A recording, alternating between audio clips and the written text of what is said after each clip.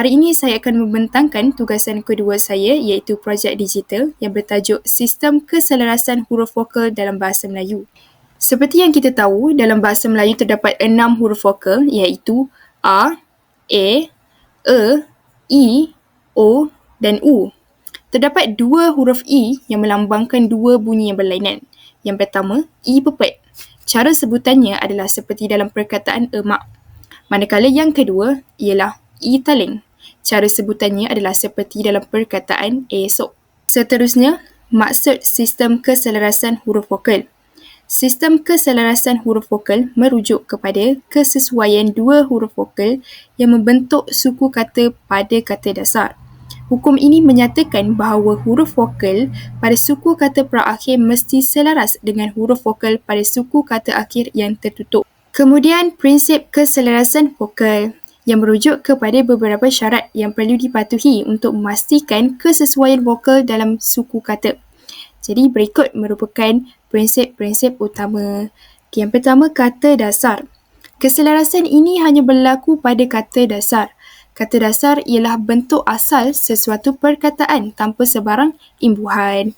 Contoh kata dasar ialah buku dan makan. Seterusnya, suku kata tertutup. Kata dasar mesti berakhir dengan suku kata tertutup iaitu suku kata yang diakhiri dengan konsonan.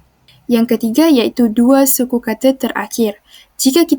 Jika kata tersebut mempunyai lebih daripada 2 suku kata, keselarasan hanya dikenakan pada 2 suku kata terakhir sahaja.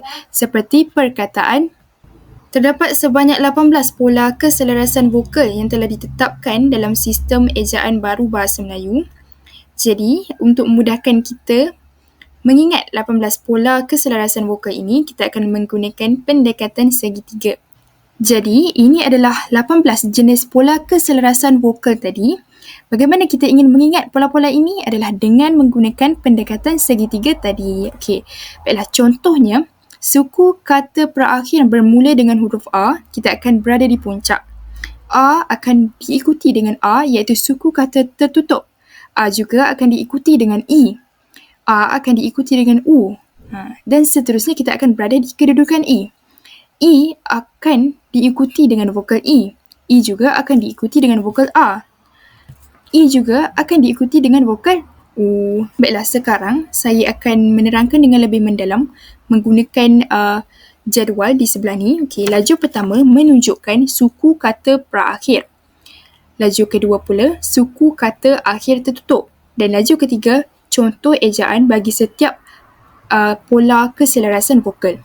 Okey, contoh pertama. Apabila suku kata perakhir mengandungi huruf A dan diikuti dengan huruf A dalam suku kata akhir tertutup, contoh ejaan yang terhasil adalah seperti asah, balak dan halaman. Contoh kedua, jika suku kata perakhir mengandungi I pepet dan diikuti oleh A dalam suku kata akhir tertutup, perkataan seperti emas, kelam dan tembelang akan terhasil. Seterusnya, untuk keselarasan vokal I taling dalam suku kata perakhir dan I taling juga dalam suku kata akhir tertutup, perkataan yang terhasil adalah seperti leceh, gelek dan selekeh. Okay, di bahagian atas jadual terdapat juga beberapa contoh lain bagi pola keselarasan vokal yang melibatkan huruf O dan U. O diikuti I taling menghasilkan perkataan seperti oleh, boleh dan celoteh. U diikuti dengan A menghasilkan perkataan seperti ubat, tumpang dan ketupat.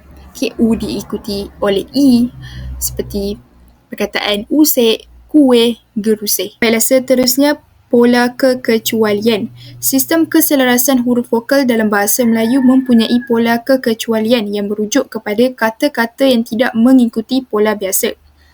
Pola kekecualian adalah pengecualian daripada sistem keselarasan vokal yang digunakan untuk kata-kata pinjaman, terutamanya dari bahasa asing seperti bahasa Inggeris, bahasa Jawa dan bahasa Arab. Secara ringkasnya, kita ada 2 perkataan yang berbeza di sini iaitu kipas dan simbol. Kipas mematuhi prinsip keselarasan vokal kerana vokal I dalam suku kata perakhir ki selaras dengan vokal A dalam suku kata akhir tertutup pas. Simbol pula adalah pengecualian kepada prinsip ini. Vokal E dalam suku kata perakhir sim tidak selaras dengan vokal O dalam suku kata akhir tertutup bol, simbol, menjadikannya tidak mematuhi keselarasan vokal. Sekadar itu sahaja daripada saya. Sekian, terima kasih.